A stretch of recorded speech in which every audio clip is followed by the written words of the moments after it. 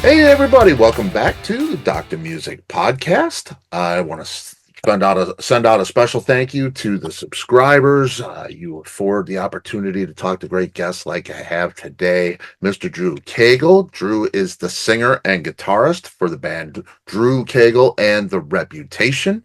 A high energy, no apologies, hard rock band is the description. You might see phrases like the baddest band on the planet or attitude rock associated with the band. We'll talk about that.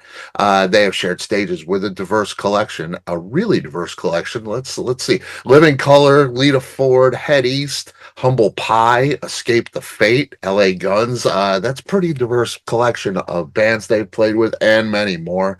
Drew Cagle and The Reputation released their debut EP called Haunted on Halloween 2021, and they now have a brand new single. It's called All Figured Out, and I think they might have more. Drew's going to tell us about it. Drew, welcome. Awesome, man. Thanks for having me. Yeah, man, it's great to have you. It's great to have rock and roll out there. Attitude rock. You're Yeah. heading out the baddest band on the planet. Yes, sir. I love that, man. High energy, no apologies, hard rock band. I would usually ask, a newer artist to describe the band, but that pretty much does it, doesn't it? Yeah, it does, man. We try our best to create music that's, packs a punch, feels real authentic, and, has a little bit of personality in it before you even get to listen to it. Yeah, You know? yeah, yeah. And That yeah, I hear that. High energy, no apologies, hard rock band, baddest band on the planet, attitude rock, all of those things. And then I listen to it and I go, yeah, okay. Yeah. Yeah, I can hear that. Yeah, that's pretty accurate, man. And like I say, I mean that is a blessing to have. There's not a lot of that happening anymore. Not like you do it.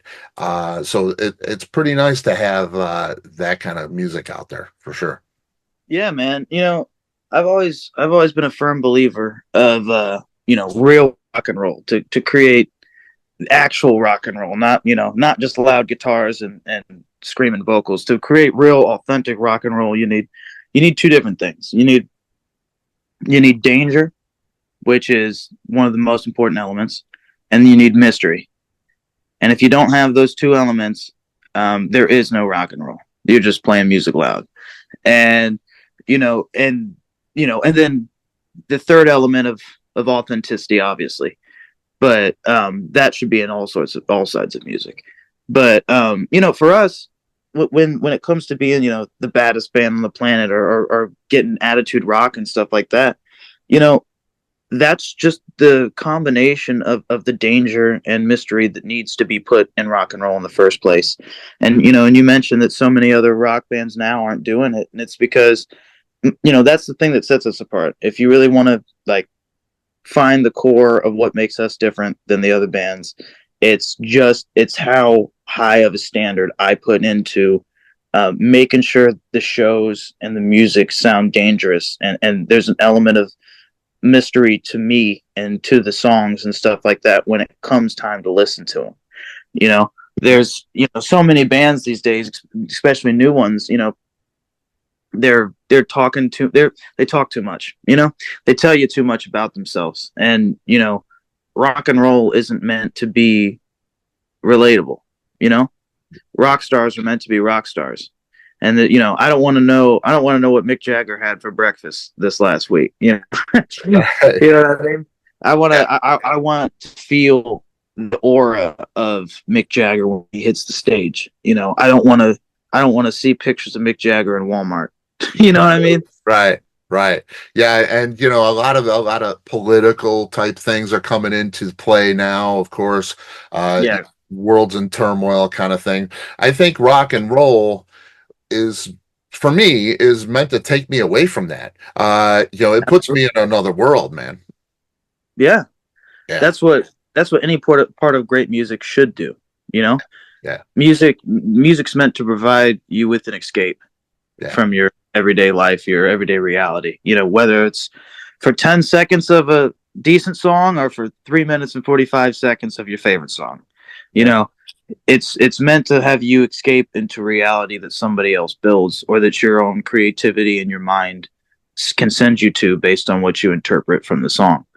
And cl- uh, there's that's especially with classic rock radio and stuff like that. They thrive on that. They Yeah. thrive on the nostalgia of you hearing your old favorite songs, and I just want to hear you shook me all night long one more time, and Mhm. let me escape for the 3 or 4 minutes that it is, and then we'll go back to doing our normal day life. Yeah. Yeah. And we need that, man. We need that. And, Absolutely. yeah, it's great to have you out there supplying that to us again, man. We appreciate it for sure. Now right now, we have listeners that are going to go to Spotify and Apple Music and all the streaming services usually.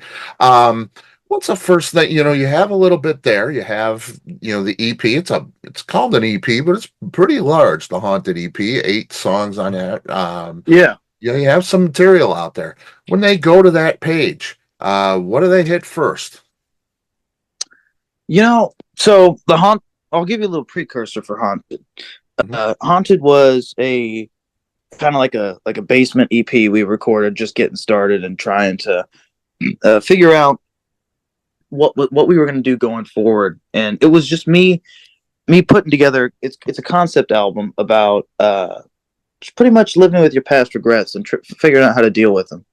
You know, um, and when we started we finished with that, and when it got released, it wasn't really perceived as well. It wasn't really perceived very well. We got a lot of backlash, pretty much for trying to play our original music, Hmm. from our from the heart or whatever. Because from where I'm from, it's a pretty small town, and so they're not really open to you know new ideas and new music, and even classic rock radio isn't really even open to it at this point.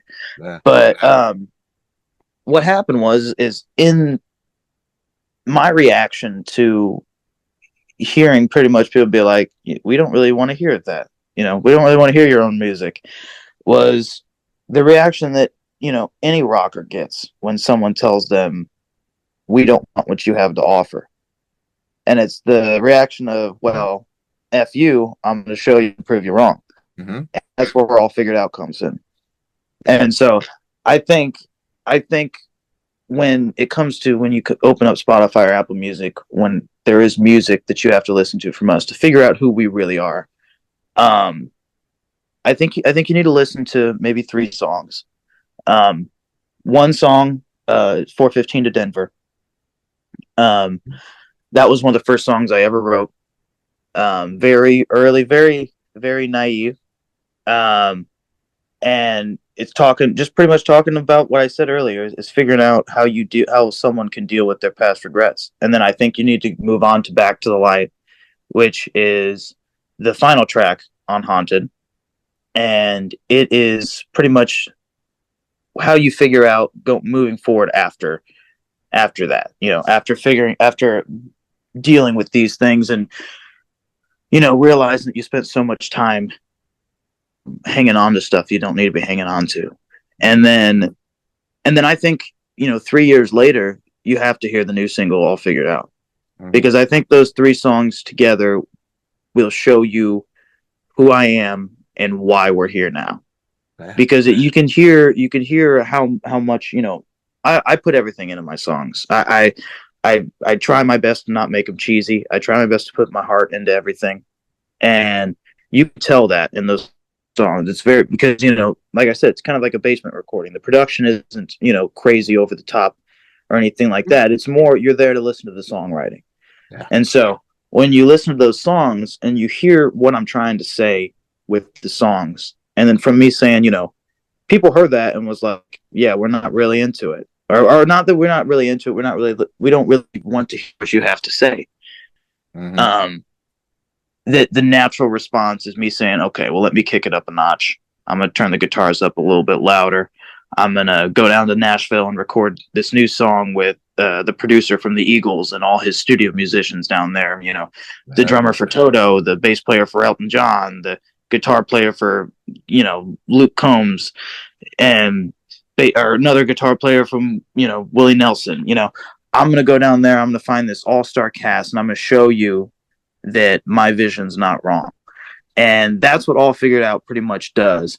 And that sounds clean and big and everything like that it should. But I'd say those three are the songs that you gotta latch onto if you want to really get on the ride before this thing kicks off.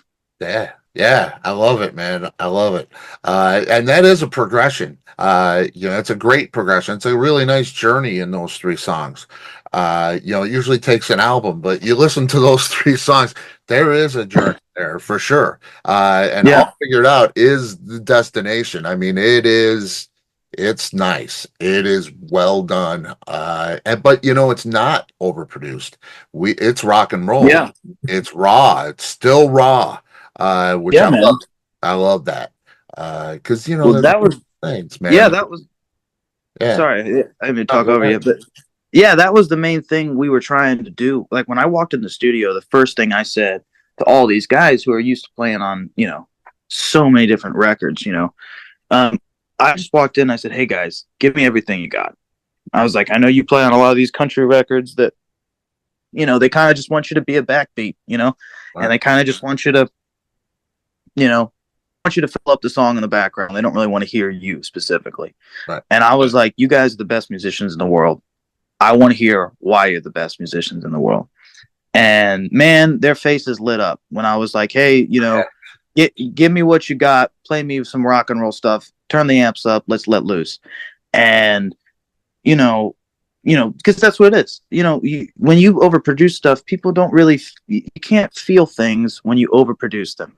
The whole point of music is to make someone feel something. And if you can't give them something raw, then it's up to them to dig deeper and deeper and deeper to try to decipher what your produced thing is trying to tell them. But if you're giving them something just straightforward, raw, that packs a punch, I mean, it's hard not to hear what we're trying to tell you and All Figured Out. Yeah. The chorus is simple, it's I have a chip on my shoulder, you think you've got me all figured out, Yeah. all like that's it's pretty simple, and all it is we're here to prove them wrong. So when it comes time to record this stuff and to mix them, let's just show them what we can do without anyone even messing with it. Let's do it. Let's give it everything we've got, and let's show them that that's what we are, and not what some corporate thing needs to polish us into. Yeah. Yeah. And that's I appreciate that as a rock and roll fan. And letting the players play is a really great thing. To have that equal band opportunity too. And those guys, they had, like you said, their eyes lit up. They had to love that because they probably don't get to express themselves that much. They're just following, what they're needed to do, and the work of a session guy. That's great, man. It's got a live feel. And yeah, I mean, I grew up going to live concerts, live music. I love that feeling, and you get that in the recording. It's really got a bang. It sounds like you're all in the same room. When you recorded, you were, yeah. See, and that's So that's actually, special, I'll tell you a little bit about where we recorded it. The first thing, which is super cool. Yeah. So I had met up with Matthew Coles, the producer from the Eagles, and he was like, "Hey, let's use my studio guys down here. I think I'm gonna hook you up pretty well." And I said, "Okay, let's try it." And so we get there. He picks me up from my hotel. We start driving. He didn't really tell me much about what was going on. He told me maybe one or two guys that was going to be in the session, and I didn't know the scope of it. And he said, "I'm going to pick you up, and we're going to take you out to the drummer's house, and we're going to record there." And I didn't know who the drummer was at the point in time. Right. And I just got in the car. I was like, "Man, I trust you. Let's do it." And so we went out there because originally I was like, let's record at a big name studio in Nashville. I want to be that guy. Right. And then he was like, "No, I think you want this." And then so, producer knows best. And as I'm sure you can hear from the record, he definitely does. Yeah. And so he drove me out there, and we're in the country of Nashville now. We're going to the woods. I'm like, this is starting to get a little sketchy. Maybe we're not going to a studio here. And we pull in, we go over this like bridge into some, into the woods now, and over some water, and we pulling up a driveway, and I see like 4 muscle cars right over on the side of the driveway, and I'm like, oh man, those are sick. And they were all classic. They looked great. But they had some like covers on them, and I was like, man, I'd love to see those. And he's like, yeah, I think Shannon's a big car guy. And I was like, oh, okay, cool, yeah. I was like, yeah, okay, that's where we're going. And so we pull up, and there's Shannon's house is over to the side, and then there's this big building covered in like moss, and then there's just one door. You could see it looked like something from like Lord of the Rings. And we get there, and there's just a badass muscle car. I think it was a Mustang right out front, just jet black. And I was like, oh my goodness. And so we walked up, and he's like, oh, well, Shannon's here. And we pull up, and I'm just, my jaw's on the floor just looking at this car. And then, we walk in, and the studio that we're playing in, I wasn't even thinking, I was just along for the ride. So once I walked in the room and realized all the people that were there and who they were and who the records they played on, Shannon Forrest, the drummer, he's played on everybody from like, he's the touring drummer for Toto, but he plays with, he played on all the Taylor Swift hits, and, he played on some of the Don Henley records too. And so I didn't even think about it, but it's his house. So the whole room is built for drums. So it's his recording studio. So it's built like high. It's like tall. Right. So like everything can get up to the overheads and stuff. And he has a bunch of, man, it was just one of the coolest rooms. He had walls full of snares, like walls. And we all get in there, and we were all playing in the same room. It was the guitarists were sitting there right in front of the kit, bass player was right on the side of it, and I was in the booth, but I had with a clear door to where I was just right next to him. And man, it was, and I think All Figured Out was one of the first or second songs we went into. And when we had All Figured Out, it felt like magic, man. It was one of the coolest experiences I've had, because it was, All Figured Out was one of those songs that, we went into the session, and I had about 7 songs ready, and I was like, okay, let's see if we can cut some stuff. And we go in about a day or two before I had written All Figured Out right before we walked in, and I was like, oh man, this song is so good. I feel like this might actually be something. So then I sent it over to my producer, Matt Coles, and he was like, do you want to put it in the session? I'm like, well, do you think we could? I'm like, I know it's super late, right. We didn't get the chance. Like, I sent him all the other materials so far before, and he's like, they can do it, man. Don't worry. And I was like, oh, okay. Yeah, let's do it then. And so we walked in, and, I kind of was preferencing it too. I was like, hey guys, I'm so sorry that, wasn't able to show it to you and stuff like that. And they all just kind of smiled. And I was like, what? And they're like, yeah, man, we'll be able to do it fine. And I was like, I didn't understand how good these people were. Like, you don't live bands are different from studio bands. You don't really understand the amount of talent we're talking about in the rooms there. Like when I played the song, like just my acoustic version of it, they had to get about halfway through it, and they were like, yep, we got it, guys. Yep. For the first time of them hearing it, I was like, no, wait, there's a big stop. There's a big, the big moment at the end. They're like, yeah, buddy, I'm sure there is. And they're like, yeah, I got it. And so, and that was a cool one, because I didn't go in for All Figured Out with any sort of expectations. I had written the song 2 days before. I'd never played it live. I had no sort of idea of, this is what goes here, this is what has to go there. So I laid in the same vein of saying, give me everything you got. I said, guys, where do you think this song should go? Here's the song. You every idea is on the table.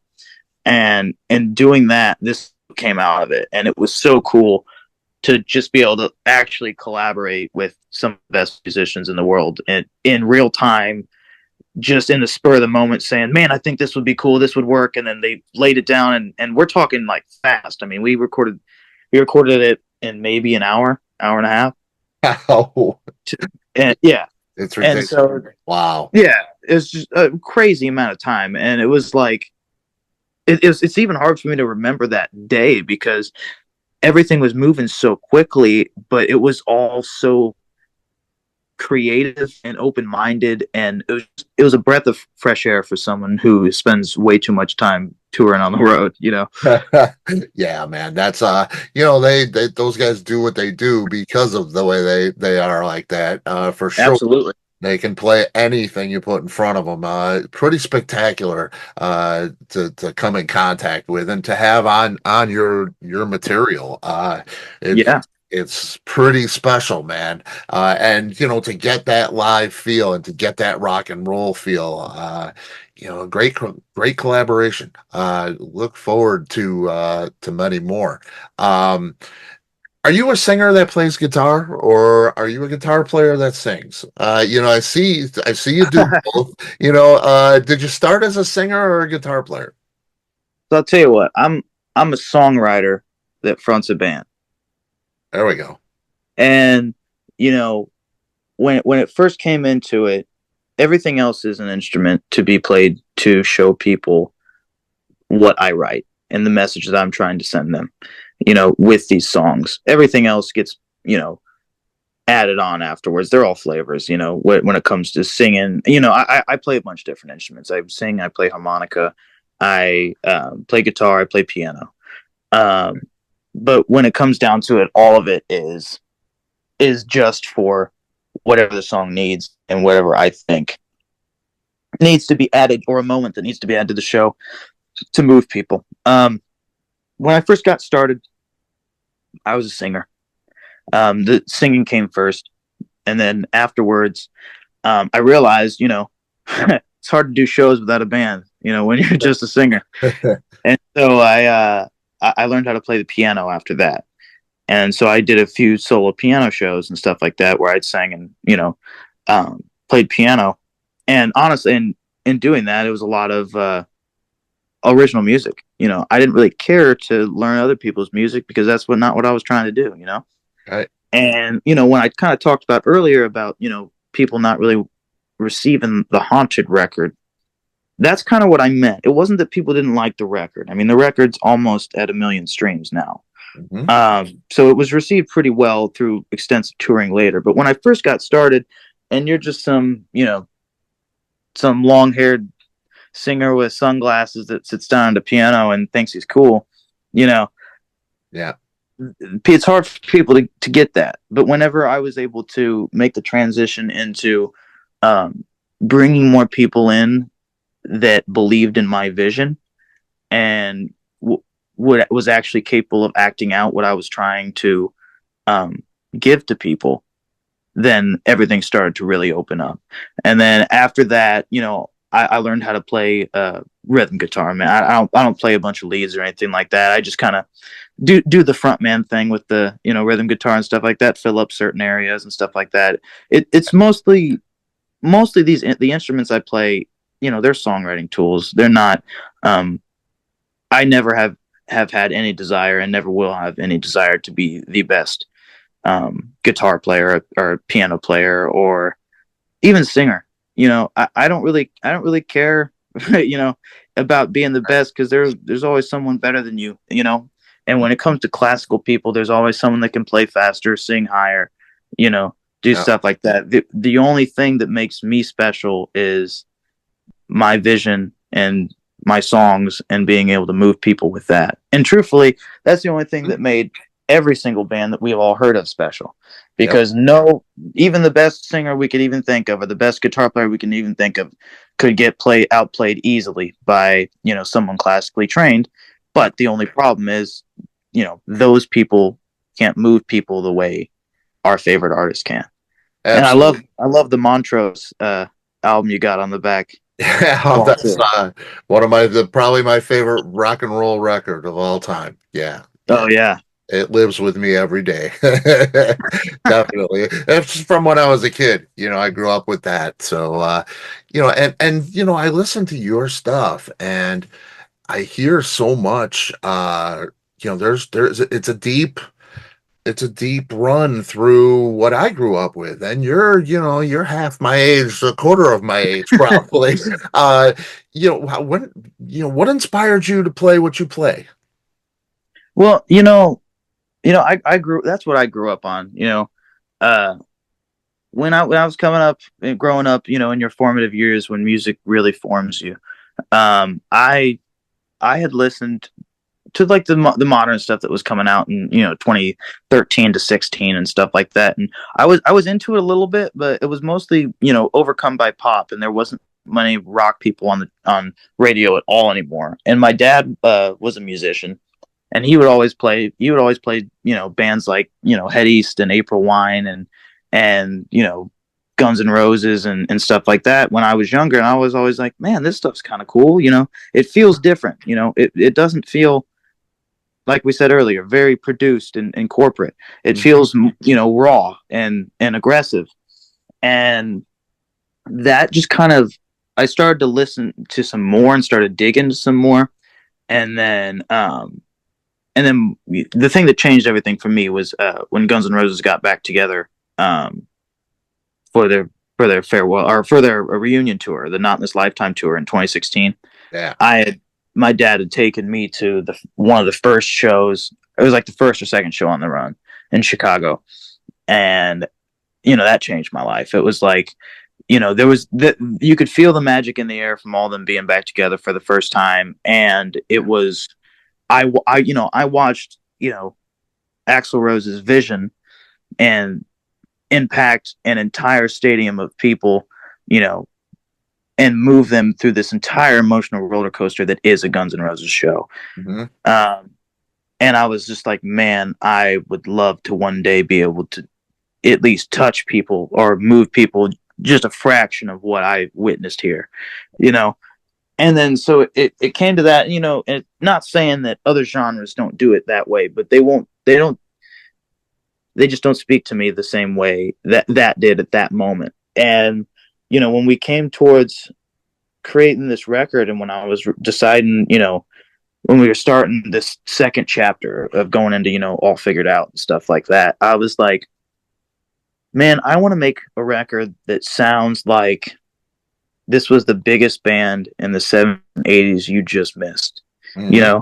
I wanted it to still feel, we're not using vocal modulators. We're not using a bunch of extra stuff to add effects. I was like, I want this to sound like if Appetite for Destruction and Highway to Hell, had a baby, this would have been it. And you just somehow missed it on the charts, Awesome. And then when people hear that, I want them, because those albums specifically are two records that do the two things I said are essential for real rock and roll: is they have mystery and they have danger, and they have a hell of a lot of danger. Yeah. And and that's what makes people excited. That's what gives people chills. Mm-hmm. And when you don't know what the next song's going to be, is he going to say something wild? Is he going to call somebody out? Is he what is it going to be? Is he going to rip a solo I've never heard before? Yeah. That's the type of stuff that gets me excited. And so I wanted that to happen. And then and then when people hear that and they make the same connections of, man, that sounds like Guns N' Roses, it sounds like AC/DC, it sounds like Bon Jovi, it sounds like all those big stadium bands. How have I never heard of these people? And they look up and see I'm 23, and then they go, oh, wait a minute, I can go see a rock show with a young, energetic, skinny frontman and band that, have that raw, chip on your shoulder energy that I remember loving, when I was younger, when I saw these bands back when they were on their original tours. And it's like, I wanted to give that to somebody to, like you said, give you a fresh breath of air and provide an escape from, getting bogged down by realizing some of your favorite bands in the genre are getting older, and ticket prices are getting higher, and you can't go see them as much as you want to, and you can't get that escape that you needed as much as you had when you were younger. And the only way to get it is to listen to old songs you've already heard before in the same exact recordings they've been playing for 30 or 40 years. Right. It's like, there is always a desire for every music lover to hear something fresh and to be moved again. And if you and I want to provide rock fans with something like that, because everything in the rock scene where people are attempting to do that feels so inauthentic and feels so cookie cuttered, and you just don't feel it. And Yeah. I wanted people to feel it. Yeah, that's awesome, man. And I did for sure. And I grew up with that stuff. I grew up, and you mentioned being young and doing this. When I see people my age or slightly younger going to see, the legacy bands. And there's some of them are still great. Uh, but they're grayer. They're a little heavier, maybe. They still sound great and they have some energy, but it's not that fresh, new 20 something energy. Yeah. And it's great to have that because the 20 somethings usually aren't doing what you're doing. As Yeah. I come to find, I don't see a lot of 20 something rock and roll bands with mystery and danger out there. You're one of the few, I think. Yeah. You gotta find the stuff that makes music feel real and never let go of that. Yeah. And some of the best things about those bands, those legacy bands, when they get older, you get to watch them age and you get to watch them evolve Hmm. as musicians and write songs about what it feels like to get older and stuff like that, and what it feels like to lose that young youthful energy that sparks rock and roll in the first place. Hmm. And that's when it comes to those legacy bands, I still love to go see them for that reason, because when they play their new songs, everyone, people say I'm gonna go get a drink or boo and stuff is like that. It's like, no, these people are still artists.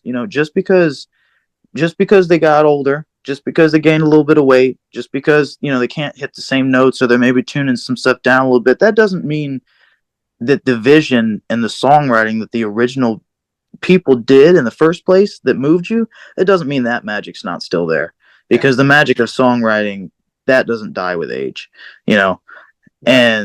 And so that's what I enjoy about those bands is you get to see their life, the story of their life as they get older. And with me and with the younger thing, I just want to be able to start that journey again for someone else. Hmm. Yeah, it's great. And it's great that you appreciate that because I do too. I grew with those bands. Yeah. So I can really relate to what they're going through now.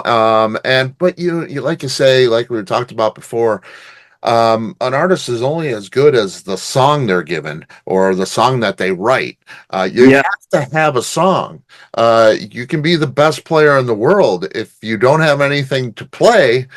Yeah. You're just Who there. cares? Yeah. Right. Yeah. So you have to have the song, and these legacy bands, so many of them have those timeless songs. So it's, and I know a lot of guys are afraid to go out because they aren't sounding as good or they aren't looking as good. Uh, but little do they know that we just want to hear the song. Any rendition of that song Yeah. you have is appreciated.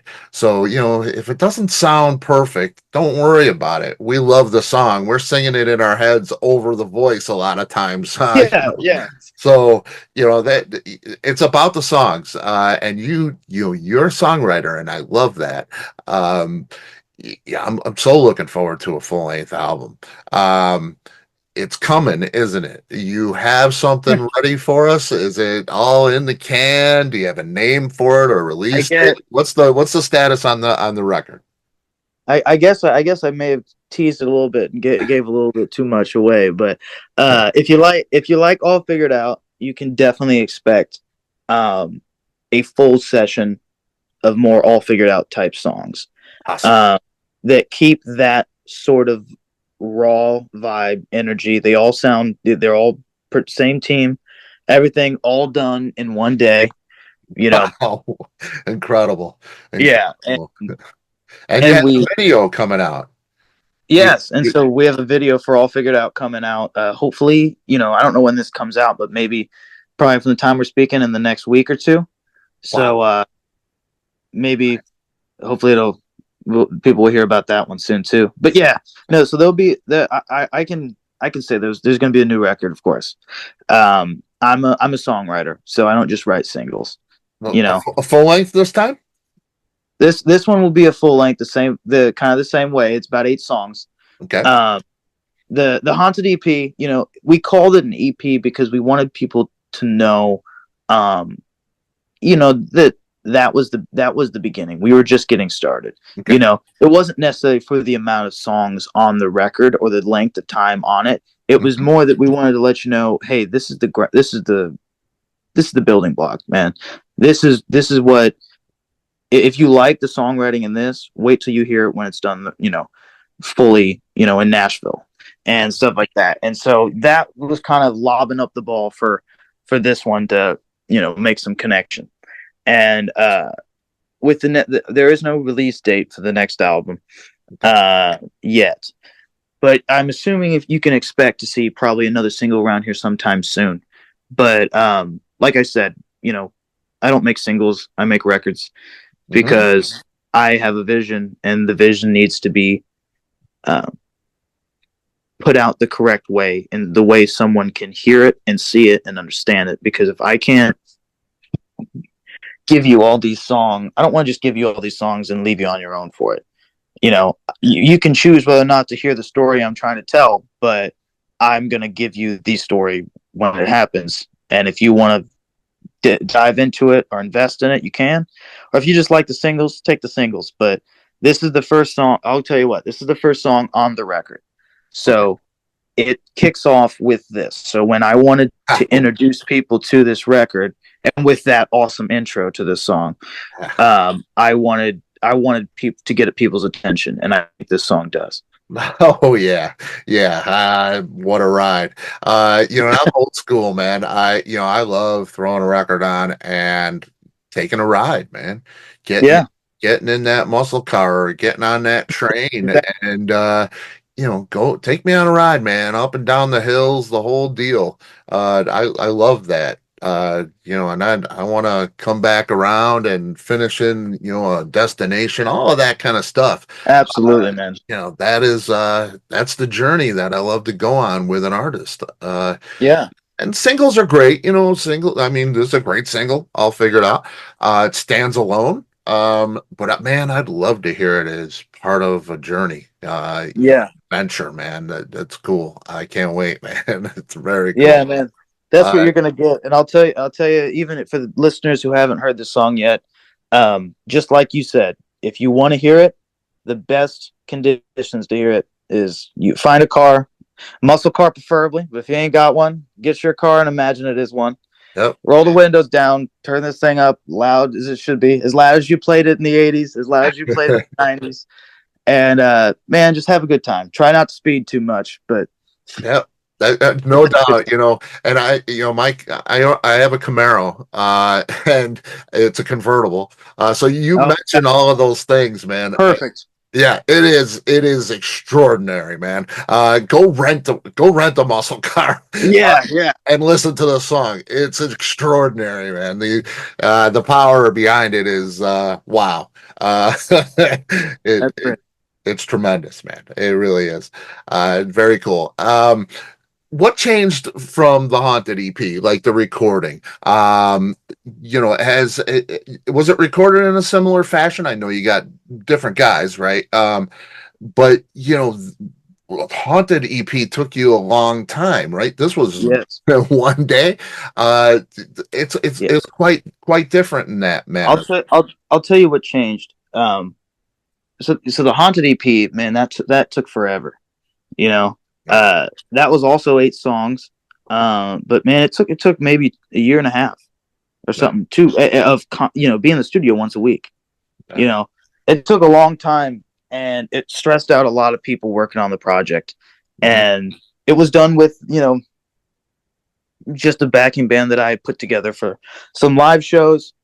and a producer that probably didn't know what he was getting into with how how much I like to dig into my visions and stuff like that, and how long it takes to really get to capture what I'm trying to find. Right. You know, the thing that changed was just the the caliber of people that I was able to connect with for this record. People that their professionalism matches their talent, and that their desire. There's no other desire for them than to help me create the best record I could ever possibly create, and to match my vision.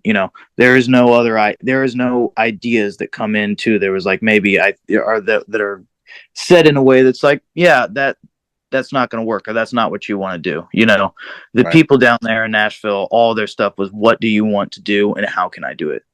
And how can we make this record what it needs to be? And when you have those mindsets in any sort of collaborative fashion, that's when you make magic.